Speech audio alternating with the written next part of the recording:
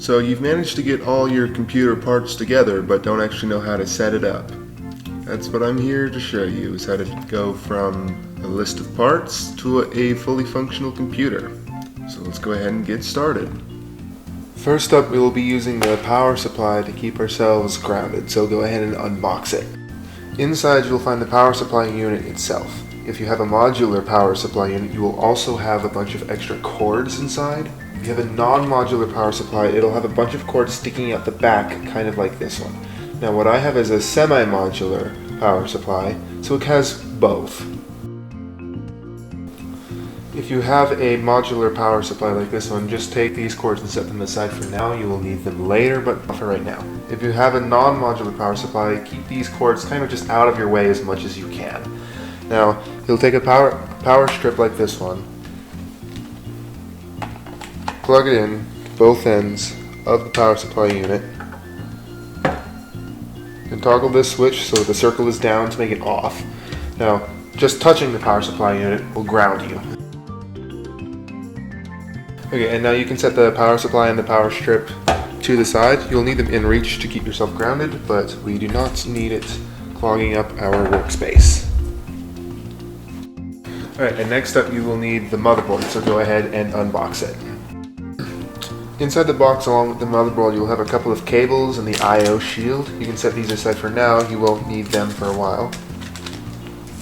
And note that the motherboard came inside of a little bag. Carefully take it out of the bag and then set it on top of the bag. This bag is anti-static, and along with touching the power supply units every so often, it'll ensure that nothing gets shocked. The first component you'll actually install on the motherboard is the central processing unit. Now, this time when you unbox it, don't touch the bottom of anything inside.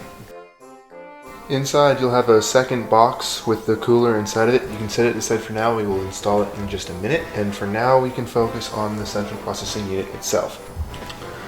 To install the CPU, first take this little lever and press it away from the socket slightly, and then you can gently lift it up. Now lift it all the way up until it's in the vertical position like this. Take the CPU out of its package and be sure to only hold it like this. Absolutely do not touch the pins on the bottom. It's not good to touch them. Now, you'll notice a little arrow on one of the corners of the CPU and also a little arrow in the corner of the motherboard. Very gently set the CPU down against the air with the arrows lined up. Do not place any force on the CPU at all. It should just lie totally flat with just its own weight to help. Now, it should just fit right in. If you don't have it fit quite right in, there's a good chance that you might have installed it in the wrong way. If you install it in wrong, it'll kind of just like float on the surface of it like this, not really go anywhere. If you have it in the right spot, it should sort of fit in. It won't really go anywhere if you give it a little bit of a wiggle. Now take the retention arm end, gently but with a little bit of pressure, press it down until it clips around and locks into place like that. Next up, we'll need to install the CPU cooler, but first we'll actually need to unscrew these 4 screws and remove these plastic bits. They'll just be in the way and we don't need them.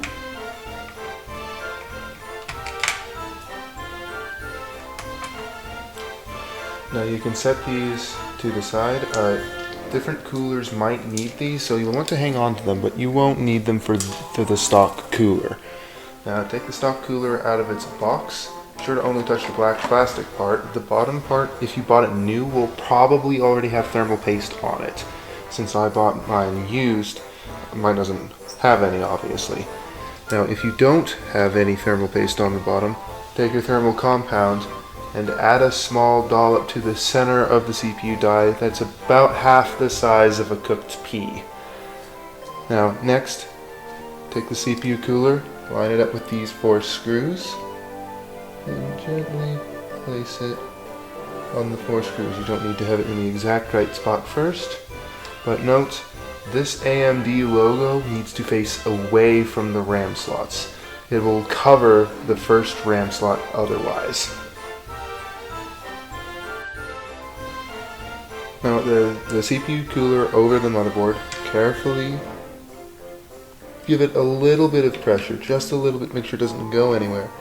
And then screw down one corner, and then the opposite corner, and then the long corner away from that, and then it's opposite corner from there. And just repeat that motion over and over, back, front, over, back, until you have it screwed all the way down. And then lastly, you'll want to take this cable and plug it in where it says on the motherboard CPU fan. On each motherboard it'll be slightly different where it is. On this one it is pretty close to the RAM.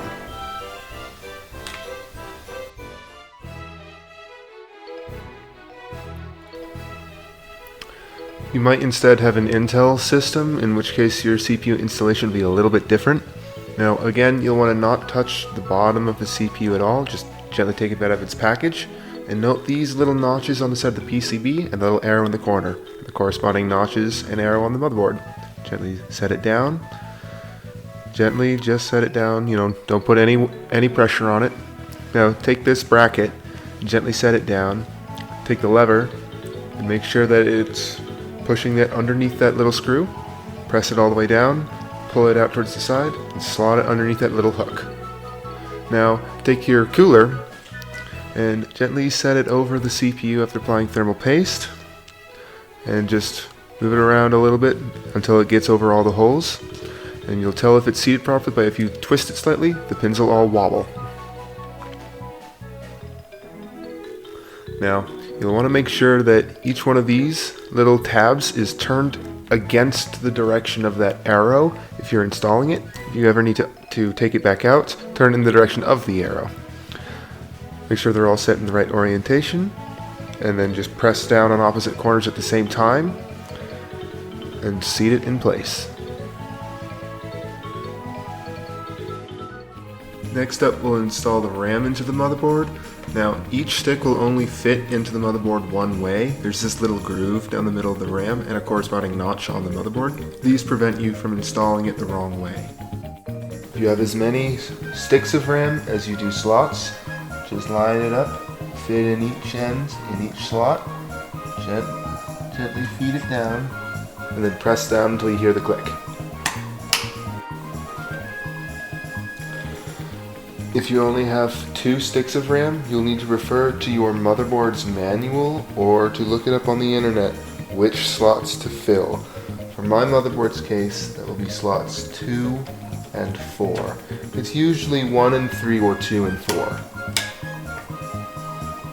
Here's a side view for installing the RAM. You'll first take this little clip and pull it back, and take the RAM stick, line up the notches with the slots, and gently press it down. There are 3 kinds of installation medias: big hard drives, solid state drives, and NVMe solid state drives. For now, we will only install NVMe solid state drives. If you don't have one, skip this for now. We will install other drives later. There are 2 screws that hold down an NVMe drive. This hex nut one screws into the board itself, and then this little screw sandwiches the drive itself onto that hex nut. To install an NVMe drive, first create a little marker for yourself with the drive itself to figure out which one of these little bolts to screw into. Once you have that lined up, gently screw it into place, and it doesn't need to be super tight. Only finger tight will do.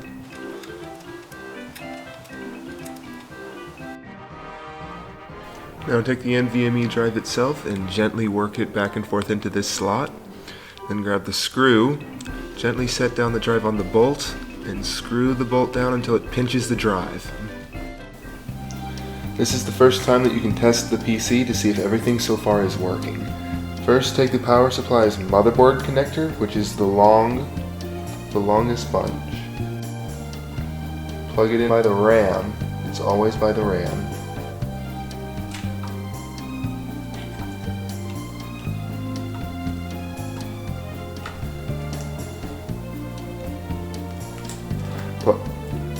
Plug it in by the RAM and then press down. You will probably have to give it some force, but make sure that this clip is on the outside of the RAM. Second up, take the CPU power and plug it into its slot on the CPU, which is over in this back corner.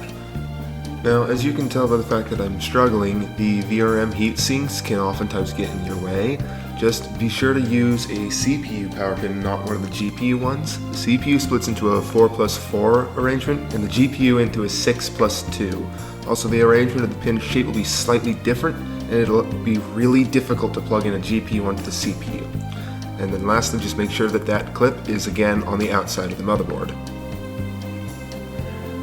Next, we will install the case speaker and the power for the computer itself. Now, get your computer's case and you will need to open up the back panel. Inside you will find a whole mess of wires, but for now we are concerned with just one set, and it is this one with a bunch of small 2-pin ones. Find the one that says Power SW, and you will need to plug it into the appropriate spot on the motherboard.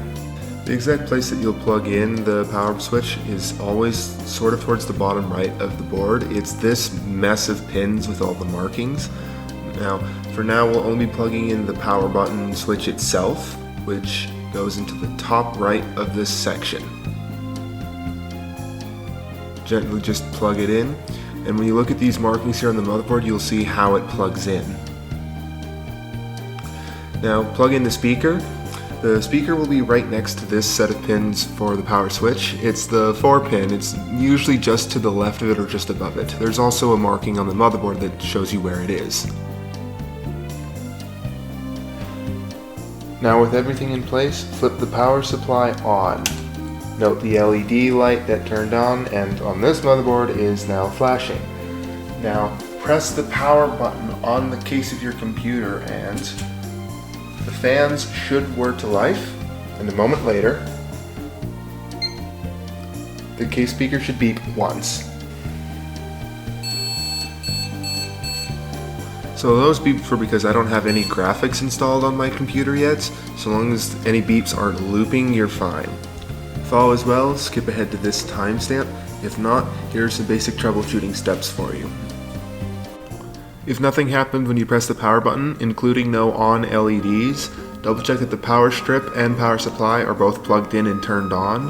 And if you have a modular power supply, double check that your motherboard pins are connected into the power supply.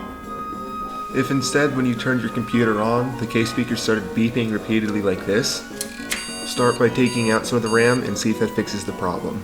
To remove a stick of RAM, press this little tab back here, and then lift that end of the RAM up and out of the motherboard. Test the motherboard with one stick of RAM and then another at a time, and if the error persists, you can also try it using a different slot. If the computer turns on, but it kinda doesn't do anything other than turn the fans on, check that the CPU power is in and that the case speaker is in the right spot. If none of this helps, I have linked a few articles in the description to give you further steps for troubleshooting. Before you can install the motherboard in the case, you'll need to remove all of these extra plugs that you just plugged in, with the possible exception of that case speaker. Now, to remove the motherboard's power, you will first want to take out the RAM slot that is closest to it if you will have one installed there, as you will need the extra room. Now, press the tab and sort of gently work it back and forth. Now, if you have a fully modular power supply, you can just unplug it from the power supply. You just need the cables to not be attached to the power supply. Since I have a semi-modular one, I have to take it out from here, and as such, I am struggling to get it off. Just be patient with it. It will eventually come off if you're gentle with it. And there we go. And then you will also need to remove the CPU, which should be significantly easier, although if you have a cramped loadout like this motherboard, it might give you some trouble. Next up, we'll install the power supply into the case itself. Now, you'll want You want to unplug as many of the cables as you can before slotting it in. You may have a little bit of trouble, but it feeds into the back of the case here. Once you have it slotted inside, you'll want to stand it up to be able to screw it down much easier. Now, you may need to hold up the back of the power supply with one hand as you screw it in, and you'll also note that only some of these screw holes bite. You should have 4 screws total, and there's like 12 different places for a screw to be on a power supply. And now we are ready to install the motherboard into the case itself. Now, before you can actually screw the case on, there are a couple of these little screws that you need to first embed into the case itself. You will note that there are markings on the case to help you figure out which screws you're supposed to screw in. You can also use the holes on the motherboard itself as a guide. Now, my case's system is each hole is marked with either an I, M, or A. If you have a full-sized ATX, you'd screw in all the ones with an A. If you have a mini ITX motherboard, you'd screw in just the ones with an I. And the idea here is to have the motherboard in the air slightly, such that any of the contacts on the back aren't touching the metal of the case, so that there can't be any sort of short. These screws will then sandwich between the motherboard and this bolt. Next we'll install the I/O shield. Now first line up the I/O shield against the motherboard like this to get an idea of how it will plug in to this socket right here on the case. Just carefully line it up from the inside and push the 4 corners until they snap into place.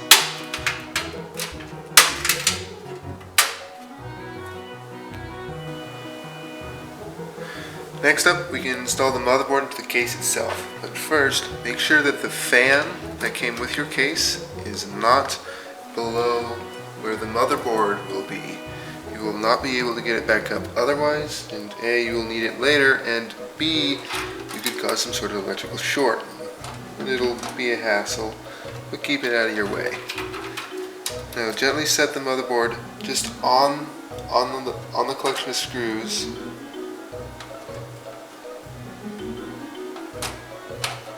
Gently work it towards the I/O shield.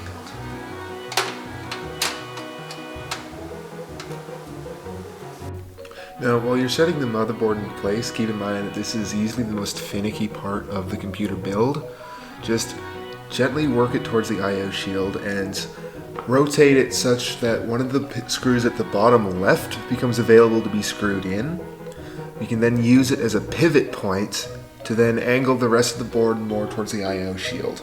Now, as you're pressing it up against it, you'll notice these little pins on the I/O shield. They all need to be above them. If any of them get stuck inside the ports like this, you'll know that you need to take it back out and try again. You can gently bend the pins of the I/O shield up just a smidge if you keep getting problems with it, but just keep trying. Then just screw in the rest of the screws and gently applying force to the outer edge of the motherboard as you can. Now with all those screws down, you're ready to start installing some of these components. Get the motherboard cable back in by the RAM and the CPU up here in the top left. And again, make sure to keep these clips towards the outside of the motherboard, and also be absolutely sure to use the CPU and not one of the GPU power pins. And now it's time to get in this set of pins plugged in. First up, take the one called power switch and again plug it into these two here in the top right.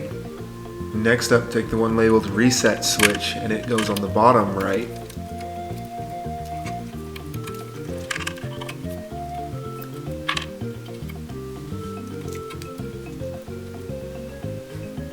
Then take the one labeled power LED and it goes in the top left. And lastly, HDD LED goes in the bottom left.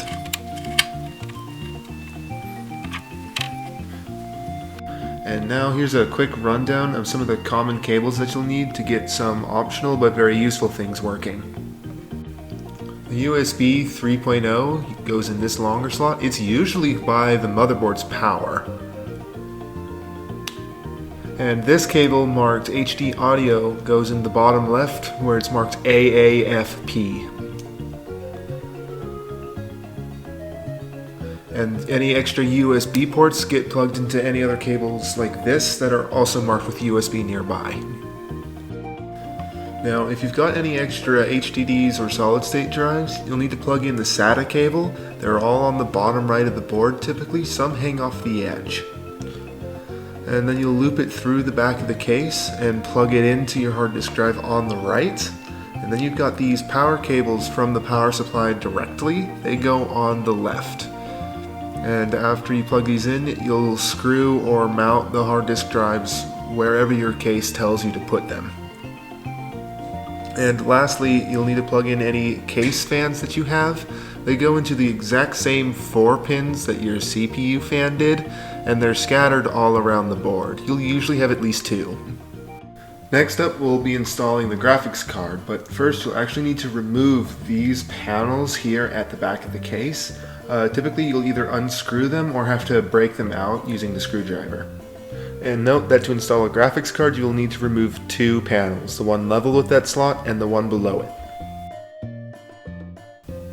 Now you can actually lower the graphics card into the case itself and gently line up the pins on the bottom with one of the long slots you have in the board.